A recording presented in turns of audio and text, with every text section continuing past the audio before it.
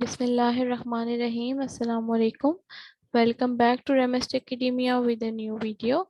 I am here microbiologist Ikra Akram Khan. Please like and subscribe and click the bell icon to notify you every time I have a new video. Let's start with today's topic, and today I am going to start unit number 2, class 9 biology. Name of chapter is the solving biological problem. That is the first video of this unit. Okay, coming towards the biological method, firstly firstly you all know about that what is the biological method and why it is used. ठीक है, तो the scientific method in which biological problem is solved is known as biological method.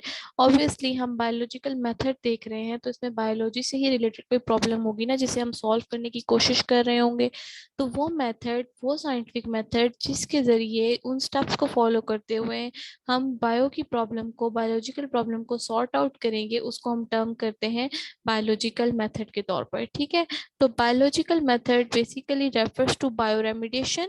Bio remediation mean के bio treatments के लिए. ठीक है, इन which biological process, यानी कि जिसमें हम biological process like microorganisms or the small organisms which cannot be seen with our naked eye but can be seen with the help of microscopes, are used to degrade and metabolize the chemical substance and restore environment quality.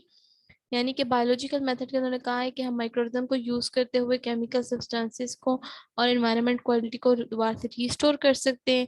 ये एक cheap, simple, sustainable remediation method है and yet benign to the environment, कि जिससे हम environment में से ही चीज़ों को यूज करते हुए एनवायरनमेंट को ही ठीक कर सकते हैं. It comprises the steps of biologist adopt in order to solve a biological problem. Means कि हम ये कहते हैं कि बायोलॉजी जो बायोलॉजिस्ट होते हैं यानी कि जो प्रॉब्लम को सॉर्ट आउट कर रहे होते हैं वो क्या करेंगे, वो फॉलोइंग स्टेप पे डिपेंड करते हैं. और वो स्टेप्स क्या हैं, आप सबको ही पता है. कोई प्रॉब्लम आती है तो आपको सबसे पहले मेन बात आपके माइंड में आती है कि हमें प्रॉब्लम पता होगी तो हम मसले का हल निकाल सकते हैं ना.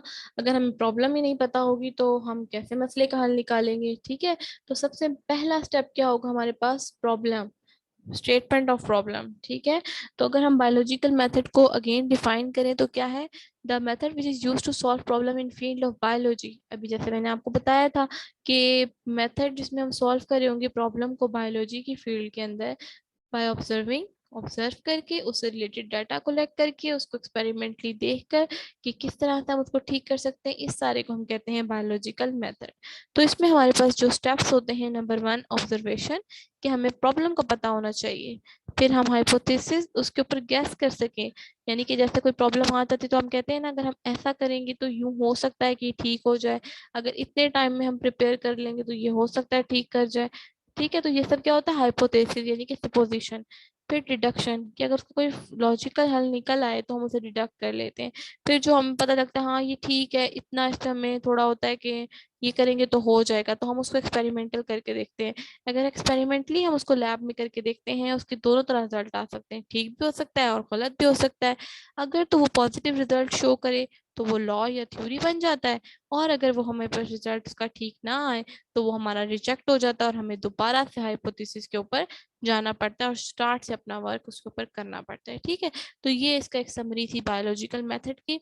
आप लोगों की बुक में जैसा कि मेंशन है, biological problem, hypothesis, deduction, experiment में अब आपके पास कंट्रोल ग्रुप और एक्सपेरिमेंट दो ग्रुप्स आएंगे. ये मैं आपको आगे स्टेप बाय स्टेप बताती हूँ.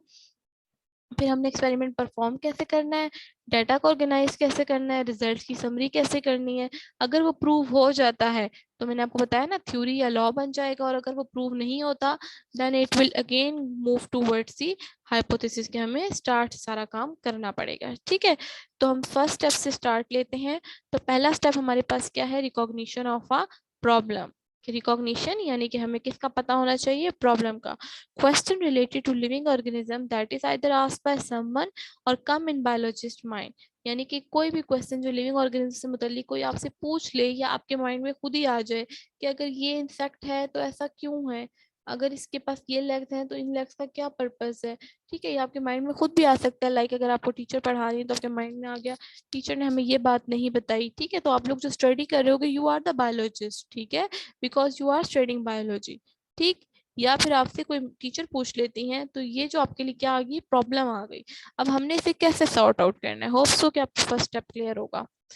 Second step observation. अब आप देखो, आप उसके मुतालिक ऑब्जर्व करोगे ना, ये प्रॉब्लम थी तो हमने किसे सॉर्ट आउट कैसे करना है, तो उसमें आप अपनी सेंसेस का यूज करते हो, ठीक है। यानी कि आप उसके ऊपर थिंकिंग करते हो, उसके बारे में सोचते हो, आप उसमें स्मेल भी कर सकते हो, टेस्ट भी कर सकते हो, टच भी, मतलब प्रॉब्लम तो किसी तरह की भी हो सकती है। तो ऑब्जर्वेशन करने के लिए आपको अपनी 5 सेंसेस का यूज करना जरूरी होता है, ठीक है। अब दो तरह की ऑब्जर्वेशन होती हैं, वो क्वांटिटेटिव भी हो सकती है और क्वालिटेटिव भी हो सकती है। क्वांटिटेटिव ऑब्जर्वेशन वो ऑब्जर्वेशन होती है जिसमें आप क्वांटिटी को देखते हैं। क्वांटिटी यानी कि अमाउंट को देख रहे होते हो आप, 5, 10, 20, 100 वट एवर, ठीक है। Have invariable measurable can be recorded in term of number, यानी कि इसकी वेरी भी करते हैं, नंबर चेंज भी हो जाते हैं। और दूसरा ये कि हम इसको नंबर्स की फॉर्म में रिकॉर्ड कर लेते हैं। For example, freezing point water का 0 डिग्री सेंटीग्रेड है और बॉइलिंग पॉइंट जो है वो 100 डिग्री सेंटीग्रेड है। जबकि जो क्वालिटेटिव ऑब्जर्वेशन होती है उनके पास कोई वेरिएबल नहीं होते, उनको हम मेजर भी नहीं कर सकते और ना ही रिकॉर्ड कर सकते हैं।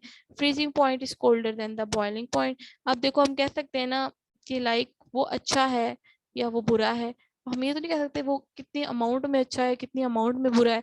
तो जो अमाउंट वाली सिस्टम आ जाता है वो क्वांटिटी में, लेकिन जिसमें हम क्वांटिटी को एक्सप्रेस नहीं कर सकते, दैट इज द क्वालिटी, इधर वो गुड है या बैड है। तो you can not be record, not be measured and have known variables, ठीक है। Step number 3, hypothesis formulation. Hypothesis बच्चों, मैंने आपको बताया था कि आप जो खुद से एक्सप्लेनेशन दे देते हो ना, तो उसे कहते हैं टेंटेटिव एक्सप्लेनेशन ऑफ ऑब्जर्वेशन, यानी खुद से कह देना कि हाँ अगर ऐसा हुआ है तो ऐसा कर लेंगे। तो इसको हम कहते, वो हो सकता है ठीक हो और माइट बी ट्रू और नॉट, तो इससे हम कहते हैं हाइपोथेसिस। तो एक जो हाइपोथेसिस है वो एक जनरल होना चाहिए, यानी कि आपको पता हो कि आप क्या बता रहे हो उसके मुतालिक, और जो आपने ऑब्जर्वेशन की है उस पर वो एग्री कर रहा हो। यानी कि ये ना हो कि आप कह कुछ रहे हो वो शो कुछ और कर रहा हो, नो। बिल्कुल सिंपल होना चाहिए ताकि आप उसको इजीली टेस्ट कर सको, ठीक है। Deduction. Logical consequences of hypothesis. If particular hypothesis is true, then certain can results be expected. Involve the use of if then. यानी कि डिडक्शन का मतलब होता है कि आप क्या चीज डिड्यूस कर रहे हो, ठीक है। यानी कि आपको पक्का पता है कि हम ये करेंगे तो ऐसा हो सकता है, यानी कि लॉजिक आप दे सकते हो। अगर आप लॉजिक को बयान कर सकते हो, उससे रिजल्ट एक्सपेक्ट कर सकते हो, तो आप डिड्यूस करते हो कोई चीज, अदरवाइज नो। तो अगर आपका डिडक्शन तक स्टेप कंप्लीट हो गया है तो हम मूव करते हैं एक्सपेरिमेंट की तरफ। एक्सपेरिमेंट हम तभी करते हैं जब आपको अपने हाइपोथेसिस पे काफ़ी ट्रस्ट हो, आपको एग्री करते हो कि ऐसा हो जाएगा, ठीक है। तो एक्सपेरिमेंट करने के लिए हमारे पास हमेशा दो ग्रुप्स होते हैं, एक एक्सपेरिमेंटल होता है और एक कंट्रोल ग्रुप होता है। लाइक अगर हम देखते हैं कि हमने अभी आगे मलेरिया की एग्जांपल पढ़नी, लेकिन रिसेंटली हम कोविड की एग्जांपल देखते हैं। जब उन्होंने वैक्सीन बनानी थी तो वैक्सीन बनाने के लिए क्या किया था कि उन्होंने कुछ पेशेंट्स के ऊपर अप्लाई की थी और कुछ उन लोगों पे अप्लाई की थी जिनको मतलब कि डिजीज नहीं थी। तो वो देखना चाहते हैं बेसिकली कि इसके ऊपर अगर हम करें तो क्या इफेक्ट आ रहे हैं और इस पे करें तो क्या इफेक्ट्स आ रहे हैं, ठीक है। तो मलेरियल पेशेंट्स के अंदर भी उन्होंने क्या किया था, कंट्रोल ग्रुप और एक्सपेरिमेंटल ग्रुप। कंट्रोल ग्रुप में हेल्दी पीपल्स को रखा जाता है जिनको कोई बीमारी नहीं होती, और एक्सपेरिमेंट में उनको रखा जाता है जिनको बीमारी होती है, कोई डिजीज होती है, ठीक है। और दोनों को एक ही चीज दी जाती है। लाइक अगर आप वैक्सीन दे रहे हो तो हेल्दी पीपल को भी दोगे और जिनको डिजीज थी उनको भी दोगे। तो जिनको कोई डिजीज नहीं होगी तो उससे भी पता चल जाएगा आपको क्या मसला था जो उनको डिजीज कॉज नहीं कर रही थी, और इससे भी पता चल जाएगा इनको क्या मसला था जो आप इनको डिजीज कॉज हुई थी, ठीक है। तो extended group on which experimental group study, जिसको हम स्टडी करते हैं, फॉर एग्जांपल वो हेल्दी पीपल होगा जिनको ऑब्जर्वेशन में रखा जाता है, जिनकी सारी डिटेल देखनी होती है, उन्हें हम कहते हैं एक्सपेरिमेंटल ग्रुप। अच्छा, नेक्स्ट स्टेप पे हम मूव करते हैं, समरी ऑफ द रिजल्ट्स। अब समरी ऑफ द रिजल्ट हमारे पास स्टेप नंबर 6 है, जिसमें हम क्वांटिटेटिव डाटा को लेते हैं फ्रॉम द एक्सपेरिमेंट से उनको ऑर्गेनाइज करते हैं, then average, then compared and statistically analyse to draw the conclusions. यानी कि इसमें हम देखते हैं कि एक्सपेरिमेंट्स की क्या क्वांटिटी आ रही है, उनको हमने कैसे ऑर्गेनाइज करना है, उनकी क्या एवरेज निकली थी, और फिर हम उसको बाकी डाटा के साथ कंपेयर कर लेते हैं। फिर हम इस रिजल्ट को जो कि मेन इंपॉर्टेंट पार्ट है साइंटिफिक मेथड का, अलाउ करते हैं अदर पीपल्स को कि वो रिजल्ट्स को वेरीफाई करें और to apply the knowledge to solve their problems, कि वो अपने प्रॉब्लम्स को सॉल्व कर सकें, ठीक है। तो हमने ओवरऑल सारे इसकी स्टेप्स देख लिए हैं कि हमने किस तरीके से इनको करना होता है। तो मेन स्टेप्स हमारे पास, आप लोगों का ये लॉन्ग क्वेश्चन यहाँ से प्रिपेयर हो जाता है जिसमें हम डिटेल देखते हैं कि क्वेश्चन आपको आ सकता है explain in details the step of biological problem, या शॉर्ट में आपको आ सकता है डिफाइन बायोलॉजिकल मेथड और analyst the steps of biological method. एक और क्वेश्चन भी आपको आ सकता है right difference between qualitative and quantitative observation. इसके अलावा right the general characteristics of hypothesis. ठीक है, तो आप लोगों को अगर इन क्वेश्चन में कोई प्रॉब्लम हो या इनको आंसर करना ना आ रहा हो तो आप लोग मुझसे जरूर कमेंट में पूछिए। Thank you so much.